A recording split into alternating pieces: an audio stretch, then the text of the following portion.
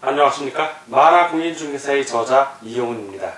오늘은 공인중개사 법령 및 중개실무 문제풀이 4강 시간으로서 34번부터 44번 문제를 같이 풀어보도록 하겠습니다.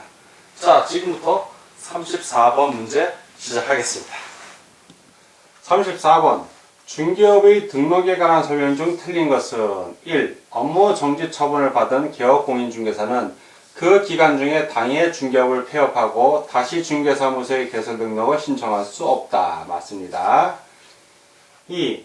중개사무소에 개설 등록을 한 개업공인중개사가 종별을 달리하여 업무를 하고자 하는 경우에는 등록신청서를 다시 제출하여야 한다. 맞습니다.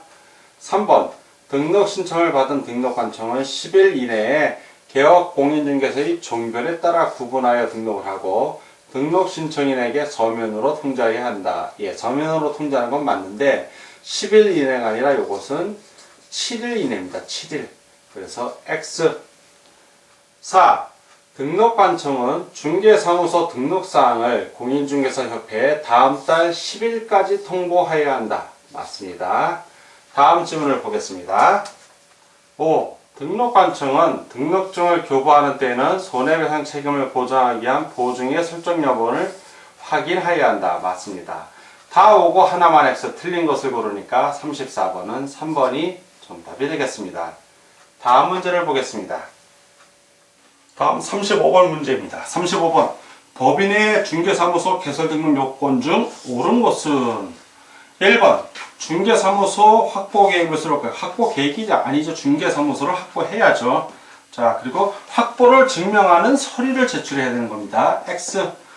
두 번째, 상법상 회사로서 자본금이 5천만 원 이상일 것. 맞습니다.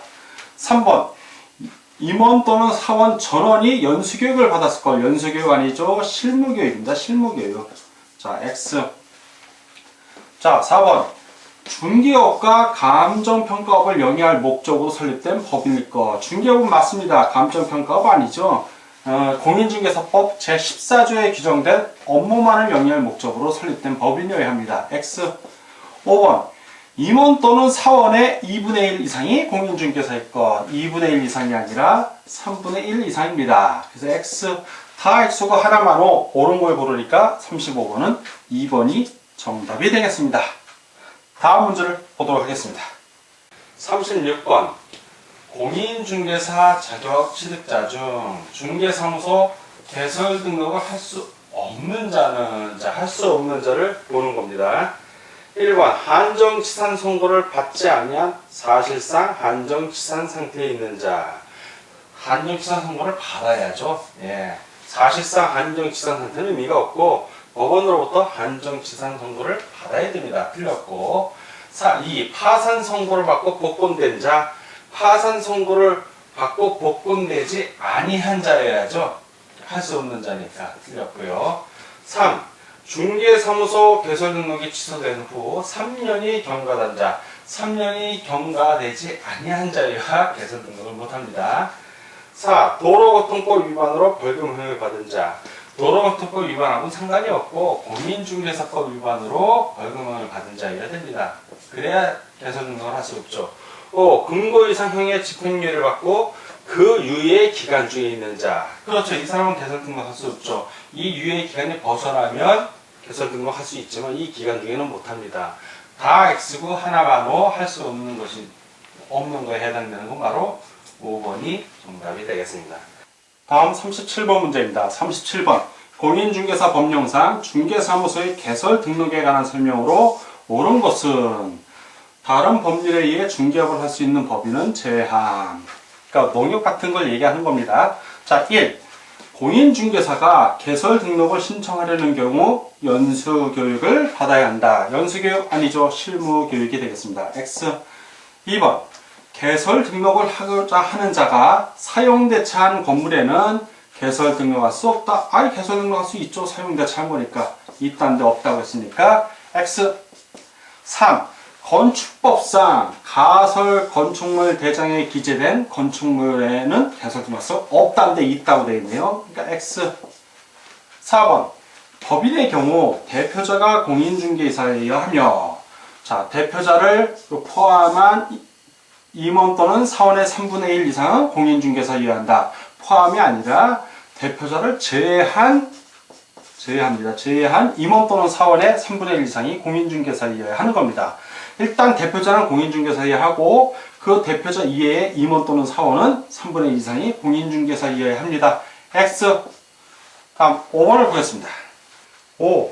외국에 주된 영업소를 둔 법인이 개설 등록을 하기 위해서는 상법상 외국 회사 규정에 따른 영업소의 등기를 증명할 수 있는 서류를 첨부해야 한다. 맞습니다. 다 X고 하나만 O. 옳은 것을 고르니까 37번은 5번이 정답이 되겠습니다. 다음 38번 문제를 같이 보도록 하겠습니다. 38번 공인중개사 법령상 중개사무소의 설치 기준에 관한 설명으로 틀린 것은 1. 다른 법률의 규정에 따라 중개업을 할 수 있는 법인의 분사무소에는 공인중개사를 책임자로 두어야 한다. 예, 두어야 하는 것은 아닙니다. 다른 법률 규정이니까 농업협동조합 같은 걸 생각하시면 되는데 이 공인중개사법 시행령 제15조 제2항을 보면 분사무소에는 공인중개사를 책임자로 두어야 한다. 다만 다른 법률의 규정에 따라 중개업을 할 수 있는 법인의 분사무소인 경우에는 그러하지 아니하다 라고 규정되어 있기 때문에 책임자로 두지 않아도 됩니다. 자, 그래서 이것은 X. 2.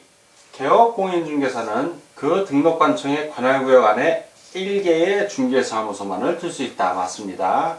3. 법인인 개업공인중개사의 주된 사무소와 그 분사무소는 같은 시군구에 둘 수 없다. 그렇죠. 맞습니다. 주된 사무소 관할하는 시군구 외의 시군구에 분사무소를 두는 겁니다. 한 개씩 그것도. 4. 분사무소 설치 신고서는 주된 사무소의 소재지를 관할하는 등록관청에 제출해야 한다. 맞습니다. 다음 질문을 보겠습니다. 5. 개업공인중개사는 다른 개업공인중개사와 중개사무소를 공동으로 사용할 수 있다. 맞습니다. 다 오고 하나만 X. 틀린 것을 고르니까 38번은 1번이 정답이 되겠습니다. 다음 문제를 보겠습니다.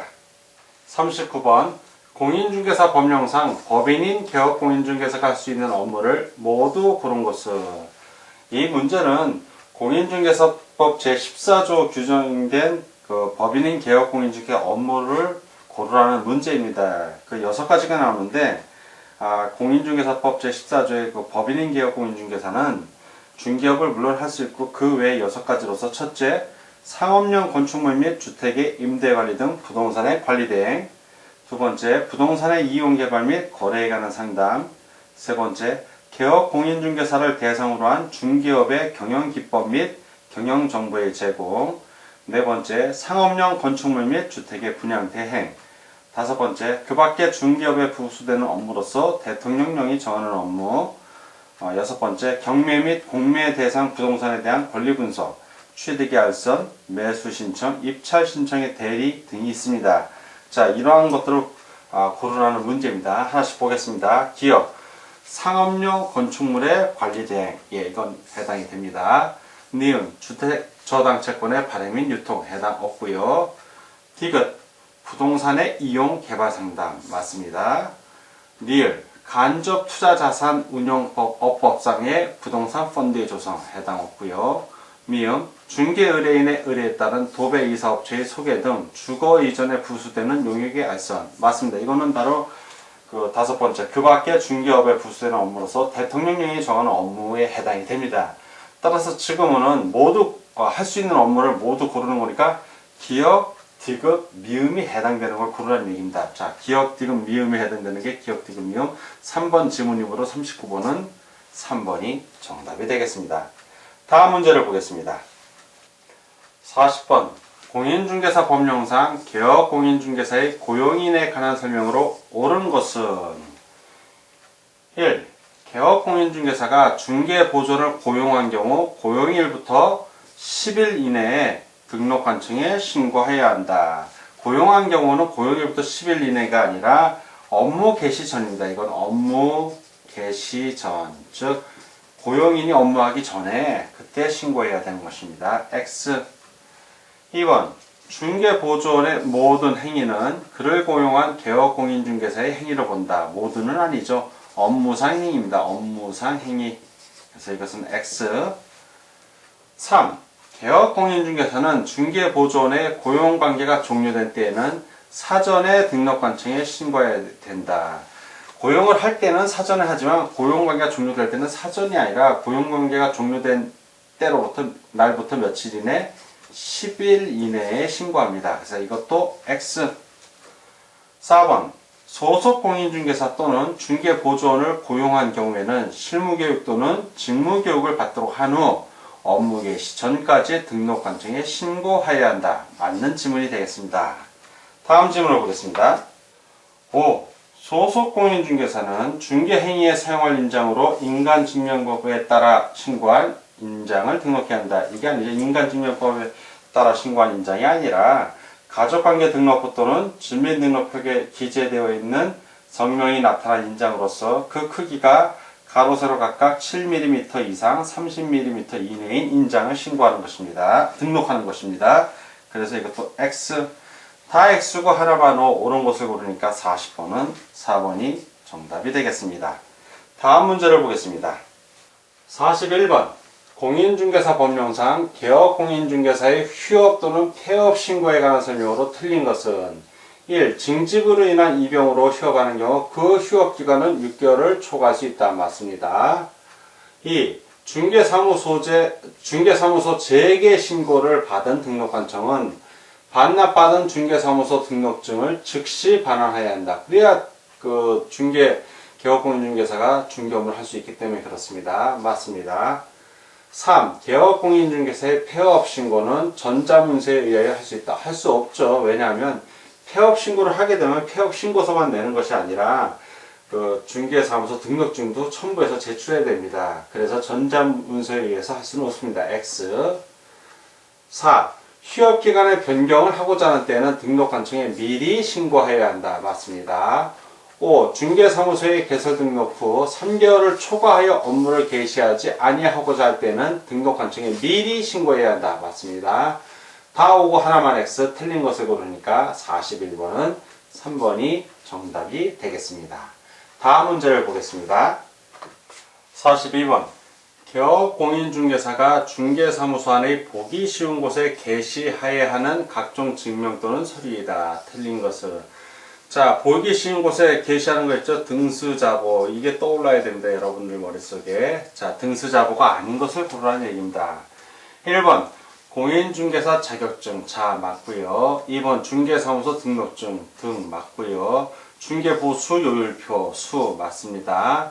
4. 개업공인중개사의 실무교육 이수증. 해당 없고요. 5. 보증설정 증명서로. 보 맞습니다. 다 오고 하나만 X.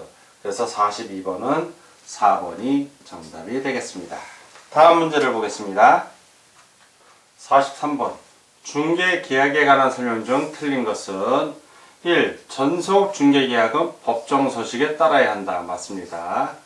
2번 중개계약 시 유상임을 명시하지 않더라도 중개보수 청구권은 인정된다. 맞습니다.